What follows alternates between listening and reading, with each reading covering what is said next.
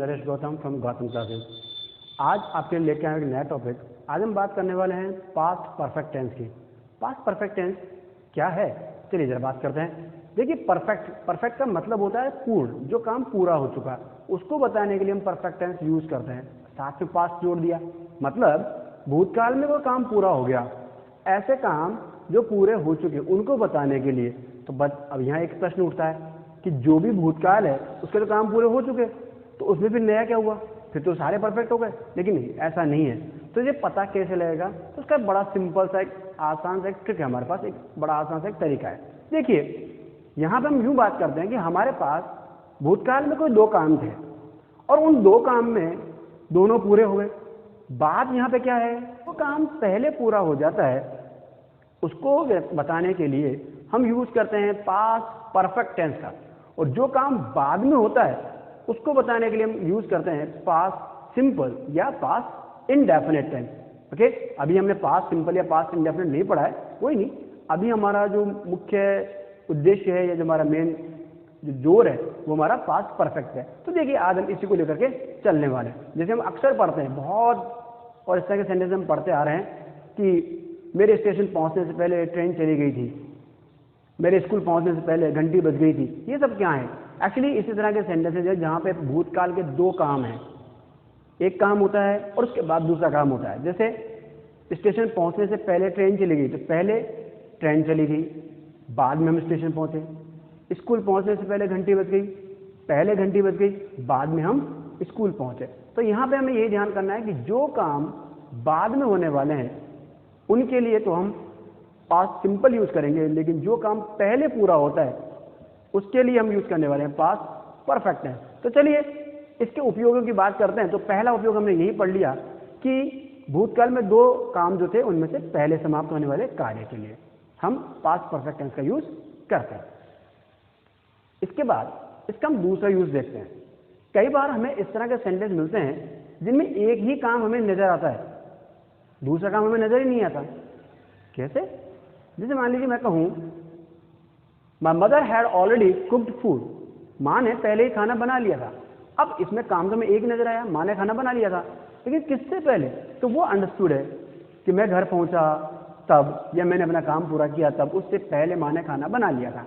तो ये जो इस तरह के वाक्य हैं जिनमें एक कार्य तो हमें दिख रहा है और दूसरा कार्य था जो बाद में हुआ वो हमें अंडरस्टूड होता है, लिखा हुआ नहीं होता। तो इस तरह के सेंटेंसेस को लिखने के लिए भी हम यूज करने वाले हैं पास्ट परफेक्ट टेंस। ओके, चलिए तीसरा यूज देखते हैं। कई बार हम इस तरह के सेंटेंस बनाते हैं जिसमें हम भूतकाल के किसी समय तक या किसी समय सीमा में और काम पूरा होने की बात करते हैं। कैसे? जैसे मैं कहूं उस समय तक मैं आर्मी ज्वाइन कर चुका था या मैंने आर्मी ज्वाइन कर ली थी। अब यहां पे देखिए, हम उस समय की बात करें, कौन सा है, कोई टाइम दिया हुआ है, घटना नहीं है, कोई टाइम दिया हुआ है, और हम उस समय तक कोई काम पूरा हो चुकने की बात कर रहे हैं। मैंने आर्मी ज्वाइन कर ली थी, काम हो गया था। तो इस तरह से जब हम किसी भूतकाल के ऐसे कार्य की बात करें जिसका समय सीमा हमें हो और उस समय सीमा में हम कोई काम कर चुके हों, तो उस कार्य को बताने के लिए भी हम पास्ट परफेक्ट टेंस का यूज करते हैं। ओके, इसके साथ में नेक्स्ट उपयोग देखते हैं। हम कई बार कंडीशनल सेंटेंसेस बनाते हैं। तो कंडीशनल सेंटेंसेस में जो इम्पॉसिबल कंडीशन वाले जो सेंटेंसेस हैं उनको बनाने के लिए भी हम इस टेंस का यानी कि पास्ट परफेक्ट टेंस का यूज करते हैं। ये इम्पॉसिबल कंडीशन सेंटेंस कौन से होते हैं? देखिए, वैसे तो कंडीशनल सेंटेंस का अलग से और लेसन बनेगा, लेकिन फिलहाल मैं आपको थोड़ा आइडिया दे देता हूँ। ऐसे वाक्य, ऐसी घटनाएं, ऐसी शर्तें जो कभी पूरी हो नहीं सकती। मान लीजिए कि कोई बच्चा है, उसका एग्जाम का रिजल्ट आ चुका और बच्चा फेल हो गया, और उसके बाद में हम उसको कोई बात कहें, हम उसको यूं कहें कि अगर तुमने मेहनत की होती तो तुम पास हो जाते। अब वो अगर मेहनत करे तब भी कुछ नहीं होने वाला फिलहाल इस रिजल्ट को लेकर के। तो इसलिए ये क्या है, इम्पॉसिबल है, अब उसका कुछ नहीं हो सकता।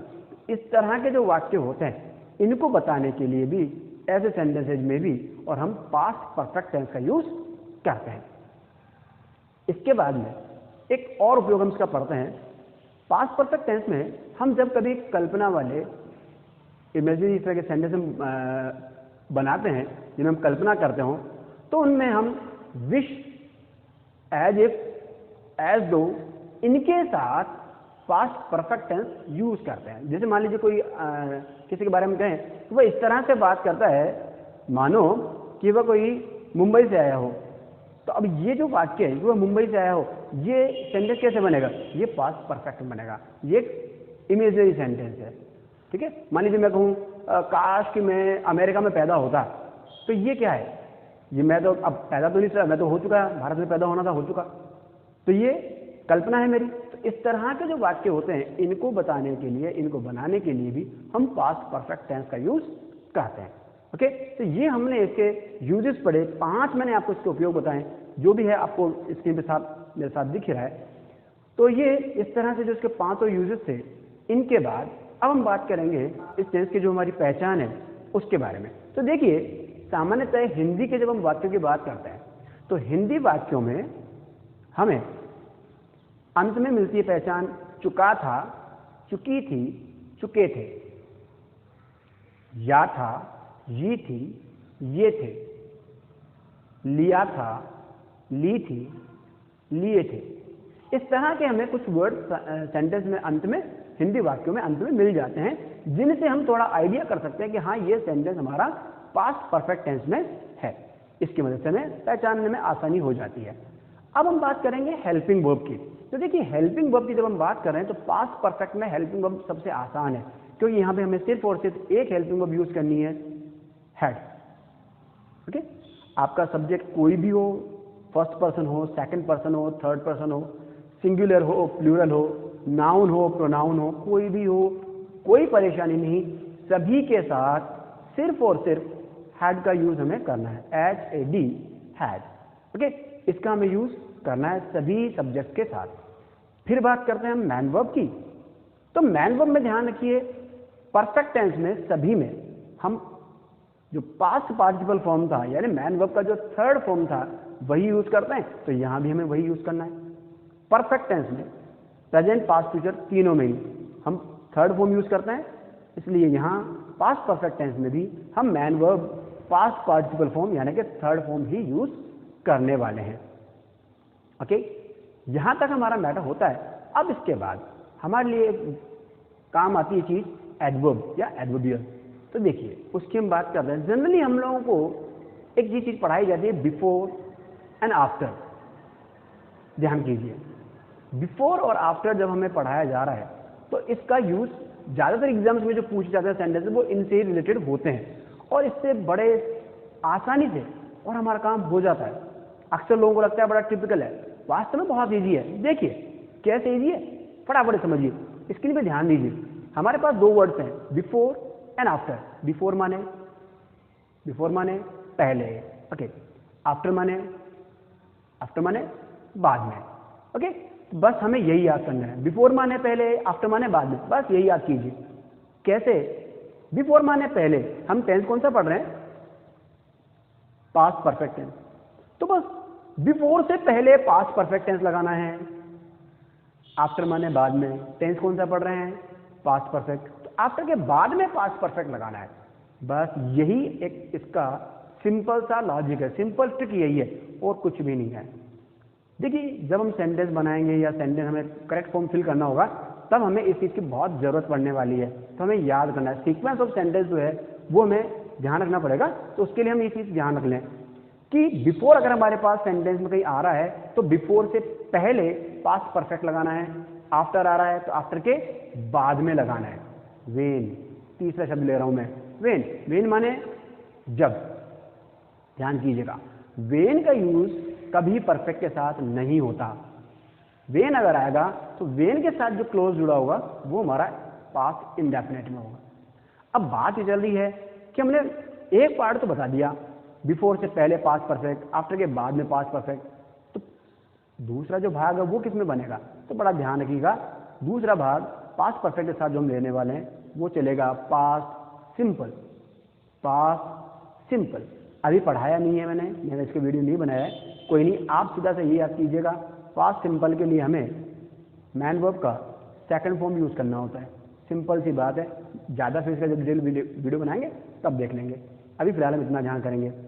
अब देखिए हमने कुछ वर्ड्स ले लिए, इनके अलावा भी कुछ वर्ड्स हैं लाइक नो सूनर देन है, एज सून एज है, हार्डली वेन है।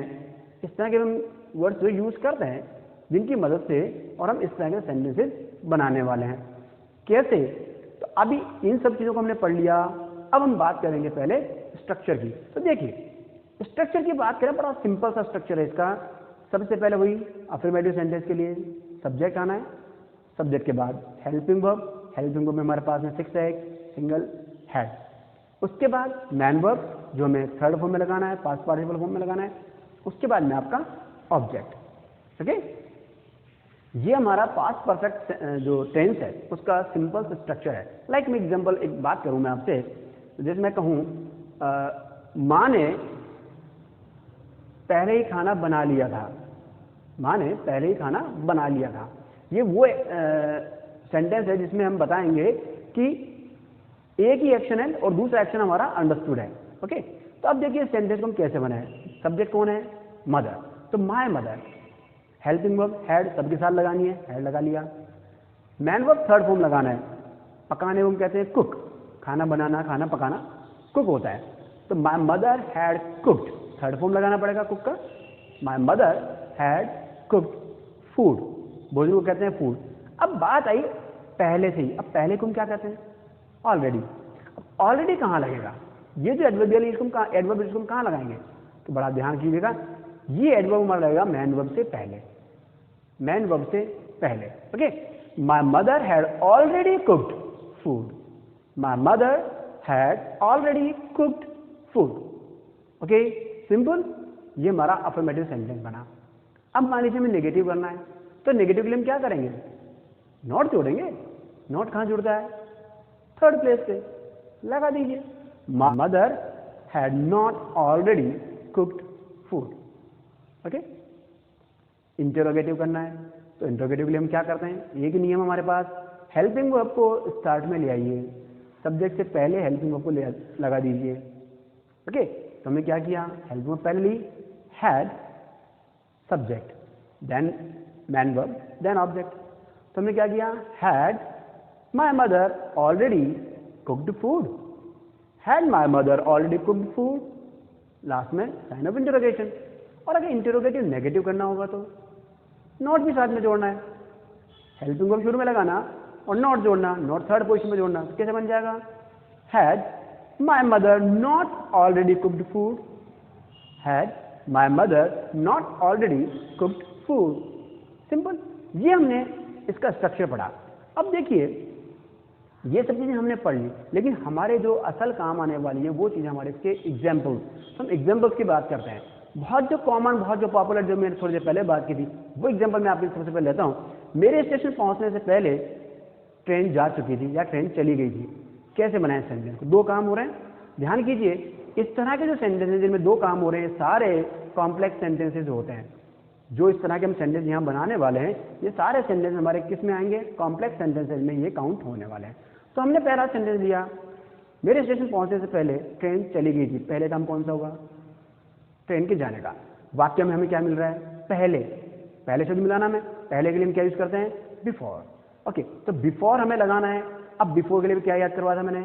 बिफोर आता है तो बिफोर से पहले पास्ट परफेक्ट, और पास्ट परफेक्ट में हम कौन सा काम लिखते हैं? जो काम पहले हो गया। ट्रेन पहले चली गई, द ट्रेन हैड लेफ्ट, या the train had departed. Depart भी यूज कर सकते हैं हम, लीव भी यूज कर सकते हैं। लीव की थर्ड फॉर्म लेफ्ट होती है, डिपार्ट की थर्ड फॉर्म डिपार्टेड होती है। तो the train had departed before, यहां तक हो गया। अब मैं स्टेशन पहुंचा, आई रीच्ड स्टेशन। सिंपल, मैंने बताया था सेकंड फॉर्म लगा देना है, आई रीच्ड स्टेशन, आपका सेंटेंस बन गया। The train has departed before I reached station. Okay, चलिए और एग्जाम्पल देखते हैं। मेरे घर पहुंचने से पहले मैच शुरू हो चुका था। मेरे घर पहुंचने से पहले मैच शुरू हो चुका था। द मैच हैड बिगन या स्टार्टेड। अब बिगिन वर्ब होता है, वो भी शुरू होता है, स्टार्ट वाले भी शुरू होता है। बिगिन की थर्ड फॉर्म बिगन होती है, स्टार्ट की स्टार्टेड होती है, तो हम लगा सकते हैं the match had started before I reach home. The match had started before I reach home. Okay, इस तरह से। चलिए और हम देखते हैं, जैसे मैं कहूं मैंने तुम्हारे जन्म से पहले 10वीं पास कर ली थी। ओके, अब इसको हम कैसे कहें? तो हम इसको कहेंगे I had pass 10th class before you were born. I had pass 10th class before you were born. अब ये यू वर बोर्न से पैसिव वॉइस है, टेंशन ना लें, जब पैसिव वॉइस पढ़ाऊंगा ये चीज मैं आपको क्लियर करूंगा कैसे पैसिव वॉइस है। ओके, और हम एग्जाम्पल्स लेते हैं। लाइक हम कहें तुमने अगर मेहनत की होती तो तुम पास हो जाते, तुम इसको कैसे बोलेंगे? हम इसको बोलेंगे if you had worked hard. If you had worked hard you would have passed the exam. जो हम शर्त बता रहे हैं वो हम जोड़ेंगे इफ के साथ, और इफ के साथ में हम लेंगे past perfect tense. Okay, if you had worked hard you would have passed the exam. अगर तुमने मेहनत की होती तो तुम एग्जाम पास कर जाते। और एग्जाम्पल देखते हैं, जैसे मैंने कहा था कल्पना वाले वाक्य, I wish I had born in America. I wish I had born in the USA. अब अमेरिका बोल दूं, द यूएसए बोल दूं, सेम थिंग। ओके, इस तरह का ये हमारा एक कल्पना वाला वाक्य था, मेरी कल्पना थी। ओके, और देखते हैं like had I reached school the bell rang. तो देखिए नो सुनर हैड, ये कुछ स्पेशल है, नो सुनर है, हार्डली है, ये क्या करते हैं खुद अपने आप में नेगेटिव वर्ड्स होते हैं, इसलिए ये सेंटेंस का स्ट्रक्चर चेंज कर देते हैं। Crop had got destroyed before it rain. बारिश हुई उससे पहले फसलें समाप्त हो गई थी या फसलें बर्बाद हो चुकी थी, तो इसको भी हमने परफेक्ट बनाया। जो काम पहले हो, फसलें पहले बर्बाद हो गई थी, इसके लिए हमने परफेक्ट यूज। तो इस तरह से हमने बात की पास्ट परफेक्ट टेंस को लेकर के। अभी इसके बाद में यहाँ पे मैं कुछ स्लाइड आपके लिए डाल रहा हूँ, मेरे बगल में आप देख रहे हैं, यहाँ मैंने कुछ सेंटेंसेस आपको दिए हुए हैं। इन सेंटेंसेस का इंग्लिश भी मैंने आपको साथ में दिया हुआ है, इसका इंग्लिश वर्जन भी आपको ट्रांसलेशन में मैंने साथ में किया हुआ है। आप इनको ध्यान से देखिए, इनको ध्यान से पढ़िए, सेंटेंस किस तरह से बनना है इसको समझने की कोशिश कीजिए। अब इसके बाद में मैं आपको यहाँ ये 5 सेंटेंसेस दे रहा हूँ, ये आपको खुद को फ्रेम करने हैं, इनका ट्रांसलेशन आपको करना है, ताकि आपको खुद को भी पता लगे हम कितना लर्न कर। अगर आपको ये मेरा वीडियो अच्छा लगा हो तो प्लीज़ इसे लाइक कीजिए, अपने फ्रेंड्स में शेयर कीजिए और मेरे चैनल को सब्सक्राइब कीजिए, अपने फ्रेंड्स को मेरे चैनल से जोड़िए। Thanks for watching. Thank you.